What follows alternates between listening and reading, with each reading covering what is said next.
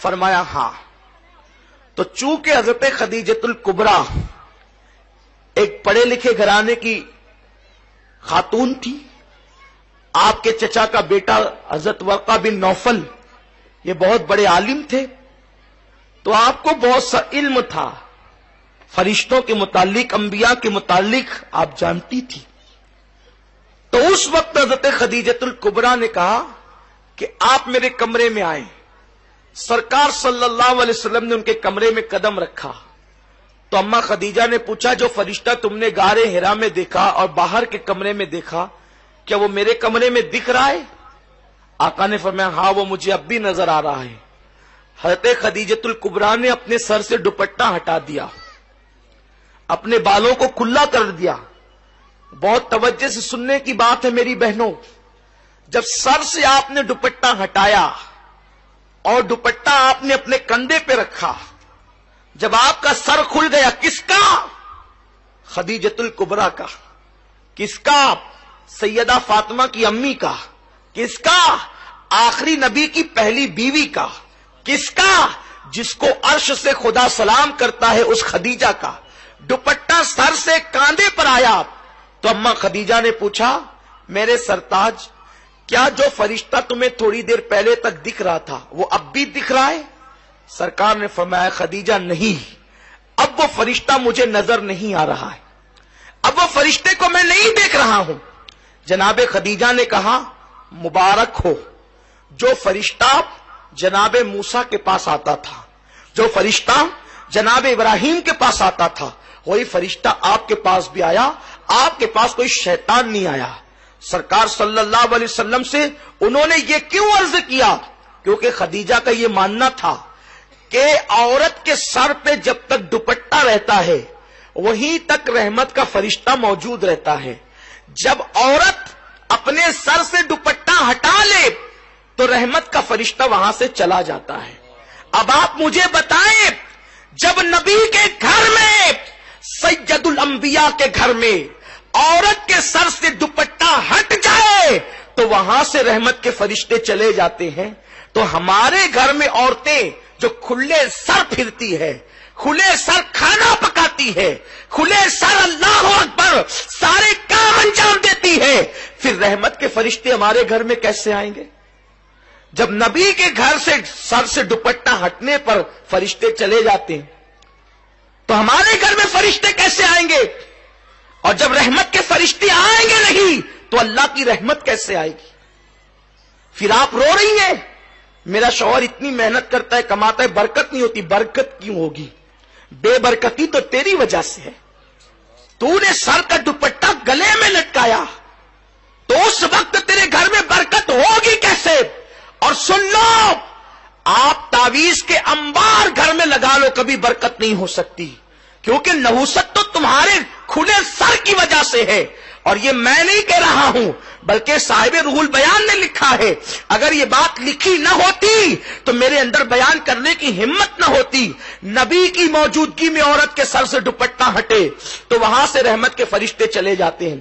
تمہیں پتا ہے اے خاتون جنت کی کنیزوں، جس وقت ابراہیم علیہ السلام کو آگ میں ڈالا جا رہا تھا، ابراہیم علیہ السلام کو آگ میں ڈالا جا رہا تھا، تو آگ میں ڈالنے کا طریقہ کیا تھا؟ انہوں نے منجنیق بنائی تھی. منجنیق آپ سمجھتی ہیں، جب پہلے دور میں قلعوں پہ حملے ہوتے تھے تو منجنیق کے ذریعے سے پتھر پھینکے جاتے تھے. انہوں نے منجنیق بنائی تھی. منجنیق وہ تھی کہ آگے پائپ رہتا تھا اور ایک رسہ رہتا تھا، رسہ کھینچ کر کے چھوڑتے تھے تو وہ جا کے پائپ کو لگتا تھا، اور پائپ کے اوپر جو پتھر ہوتا تھا وہ جا کر کے قلعوں کو لگتا تھا. تو سب سے پہلے منجنیق بنی ابراہیم علیہ السلام کے لیے، کیونکہ انہوں نے اتنی بڑی آگ کا علاوہ تیار کیا کہ وہ آگ کے قریب کوئی جا نہیں سکتا تھا. تو ابراہیم علیہ السلام کو ڈالے کیسے؟ تو انہوں نے منجنیق بنائی. تو منجنیق بنا کر کے وہ کئی دنوں سے پریکٹس کر رہے تھے. اس طرح رسہ کھینچیں گے، چھوٹے گا تو ابراہیم کی پیٹھ کو جا کے لگے گا، پھر ابراہیم جو ہے وہ آگ میں چلا جائے گا. لیکن جس وقت ابراہیم علیہ السلام کا کرتا اتار کر ان لوگوں نے منجنیق پر ابراہیم علیہ السلام کو بٹھایا اور رسہ کھینچا تو اب رسہ ان سے کھینچاتا نہیں تھا. کیوں نہیں کھینچاتا تھا؟ اس لیے کہ فرشتے رو کر کہتے اللہ تیرا ابراہیم تیرا نام لیوا، اب وہ آگ میں ڈال دیا جائے گا، ہم اس کی مدد کے لیے جانا چاہتے ہیں۔ تو فرشتے مدد کے لیے آ گئے، ادھر سے نمرود والے رسہ کھینچتے، ادھر سے فرشتے رسہ کھینچتے، تو فرشتوں کی طاقت کے سامنے نمرودی ناکام رہے، تو وہ رسہ کھینچ نہیں پا رہے تھے۔ اب وہ حیران ہو گئے، کئی دنوں سے ہم پریکٹس کر رہے ہیں، کئی دنوں سے مشق کر رہے ہیں رسہ کھینچنے کی، ابھی تھوڑی دیر پہلے تک کہ رسہ کھینچ رہا تھا آسانی سے، اب نہیں کھینچتا۔ اس وقت ایک بڈھا سر پہ کمبل ڈال کر آیا اور اس بڈھے نے کہا کہ رسہ کیوں نہیں کھینچتا؟ ان لوگوں نے کہا اے بزرگ پتہ نہیں کیوں نہیں کھینچتا۔ تو اس وقت اس بڈھے نے کہا ایک کام کرو، 10-12 عورتوں کو بلا کر کے لاؤ۔ 10-12 عورتیں بلا کر لائی گئی۔ اس وقت اس نے کہا، نمرودی اس عورتوں سے اس بڈھے نے کہا اپنے سر سے دوپٹہ ہٹا لو اور اپنے گلے میں لٹکا لو۔ تو ان لوگوں نے دوپٹہ جیسے ہی ہٹایا وہ رسہ کھینچ گیا۔ وہ رسہ کیوں کھینچا؟ اس لیے کہ جب عورت سر سے دوپٹہ ہٹا دیتی ہے تو رحمت کے فرشتے وہاں سے چلے جاتے ہیں۔ تو اب ابراہیم علیہ السلام کی مدد کے جو رحمت کے فرشتے آئے تھے وہ دوپٹہ سر سے ہٹنے کی وجہ سے چلے گئے، حالانکہ وہاں اللہ کا پیغمبر موجود ہے۔ پیغمبر کی موجودگی کے باوجود اگر عورتیں سر سے دوپٹہ ہٹا دیں تو رحمت کے فرشتے وہاں سے چلے جاتے ہیں۔ تو کیا تمہارے گھر میں کوئی پیغمبر ہے؟ کوئی تمہارے گھر میں کوئی صحابی ہے؟ تمہارے گھر میں کوئی ولی ہے؟ نادانو تمہاری تکلیفوں کا علاج صرف تمہارے پردے میں ہے۔ پردے میں رہ کر دیکھو، پھر میرے اللہ کی قدرت دیکھنا، اس کے کرم کی بارشیں دیکھنا۔ سنو اللہ اکبر، جن کے گھروں میں برکتوں کا نزول ہوا، جن کے گھر سے کائنات کو خیرات ملی، جن کے گھر سے ولایت تقسیم ہوئی، جن کے گھر سے امامت تقسیم ہوئی، جن کے گھر سے نعمتیں تقسیم ہوئی، وہ گھر سیدہ فاطمہ الزہرا کا گھر ہے۔ سیدہ فاطمہ کی زندگی دیکھ لو۔ امام حسن مجتبی سے کسی نے کہا حسن تیری ماں بڑی پاکیزہ تھی۔ امام حسن نے کہا تو نے سچ کہا، جس دن میری ماں کا وصال ہوا میں 6-7 سال کا بچہ تھا، اس کے باوجود بھی میں نے اپنی ماں کے سر کے بالوں کو کبھی نہیں دیکھا۔ جو مائیں اپنے ننھے بچوں سے بھی اپنے سر کے بالوں کو چھپاتی تھی ان گھروں سے خیرات تقسیم ہوتی تھی، اور جو مائیں اجنبی مردوں کو بھی سر دکھاتی ہے پھر اس گھر سے خیرات نہیں بٹتی، اس گھر میں خیرات مانگی جاتی ہے۔ کما کر بھی پریشان ہو، سروں پہ دوپٹے نہیں۔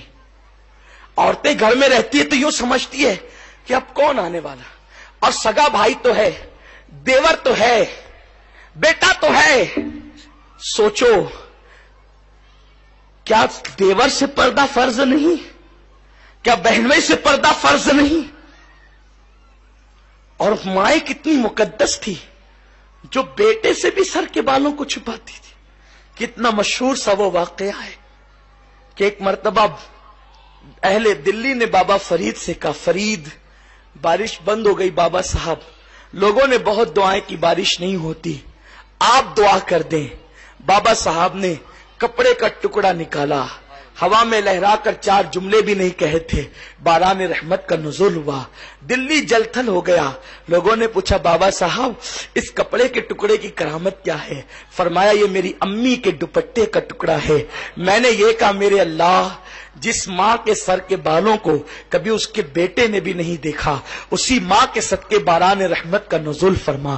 توجہ کریں، عورتوں کی حیا کا یہ عالم تھا۔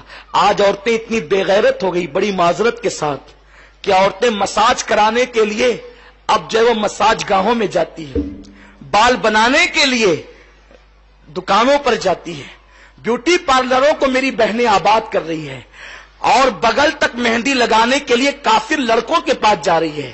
کہاں وہ عورتیں جو اپنے بچوں سے بھی سر کے بالوں کو چھپاتی تھی، اور کہاں یہ عورتیں کہ جو بغل تک کھول کر بیٹھے مردوں کے سامنے، وہ بھی کافر مردوں کے سامنے مہندی لگانے کے لیے۔ ارے نادان، بھائی بالغ ہو گیا تو بہن نے اپنی انگلی بھائی کو اپنے بدن سے ٹچ کرنے کی اجازت نہیں دی۔ عورتوں کی غیرت کا یہ، سگا بھائی بالغ ہونے کے بعد कौम की औरतों को हाथ नहीं लगा सकता था। अगर भाई को बहन को किसी वक्त जगाने की नौबत आई तो भाई लकड़ी ढूंढता है और लकड़ी ढूंढ करके बहन को जगाता है, बहन उठ, इसलिए कि हमारे घर में आग लग गई है तो तेरी जान बचाना चाहता हूं। सोचो, आग के हादसे के वक्त भी जवान भाई अपनी बहन के जिस्म को नहीं छूता। और मेरी बहनों, तुम्हें क्या हो गया कि तुम मेहंदी के नाम पर काफिर लड़कों के हाथ में हाथ दे रही हो, चूड़ियां पहनने के नाम पर काफिर लड़कों के हाथ में अपने हाथ को दे रही हो, बाल कटवाने के नाम पर। क्या तुम अल्लाह से कयामत तक की जिंदगी लिखा कर लाई हो? नादानो सुनो, जिंदगी का कोई भरोसा नहीं। एक दिन जिंदगी का ये चिराग गुल होगा और बहुत जल्दी गुल होगा। मौत की तलवार हर वक्त सर पे लटक रही है। और ये मत सोचना कि बुढ़ापे में मौत आएगी, अभी तो तुम्हारे हुस्न पर बुढ़ापे की झुर्रियां बाकी है। सूरज हर वक्त सर पर नहीं रहता, सूरज भी थोड़े देर के बाद गुरूब होता है। मेरी बहन, जब सूरज का शबाब ढल जाता है तो तेरा शबाब कितने दिन तक रहेगा? गुल मुस्कुराकर मुरझा जाते हैं तो तेरा हुस्न कितने दिन तक मुस्कुराएगा? अपने हुस्न का गलत इस्तेमाल करके अल्लाह को नाराज करने वाली मेरी बहन, आज आ सुन्नी दावत इस्लामी के इस इज्तिमा में सच्ची तौबा कर ले। अल्लाह तुझे भी वक्त की राबिया बसरी बना देगा। आप सच्ची तौबा कर ले, अल्लाह तुझे भी नफीसा मिस्री बना देगा। आ सच्ची तौबा कर ले, अल्लाह तुझे भी अपने वक्त की उम्मुल जब्बार बना देगा। आ सच्ची तौबा कर ले, अल्लाह तुझे अपने वक्त की उम्मुल खैर बना देगा। आ सच्ची तौबा कर ले, अल्लाह तुझे अपने वक्त की उम्मुल वरा बना देगा। आ सच्ची तौबा कर ले, तू भी सैयदा ज़ैनब की कलेश बन जाएगी। सकीना तेरी जिंदगी पर नाज करेगी, सैयदा फातिमा को तुझ पर नाज होगा। आ सच्ची तौबा कर ले। ये दुनिया जी लगाने की जगह नहीं, ये दुनिया खत्म होगी, बहुत जल्द खत्म होगी। तूने अपनी मां का जनाजा उठते देखा, अपनी दादी का जनाजा उठते देखा, अपनी नानी का जनाजा उठते देखा, तूने कितनी औरतों का जनाजा उठते देखा, अपनी पड़ोसनों का जनाजा उठते देखा। मेरी बहन का तू इबरत हासिल नहीं करती। एक दिन तेरा भी जनाजा उठेगा, एक दिन तेरा भी जनाजा उठेगा और तेरे साथ कोई न जाएगा, न तेरा शौहर, न तेरे बच्चे, न तेरी सहेली, न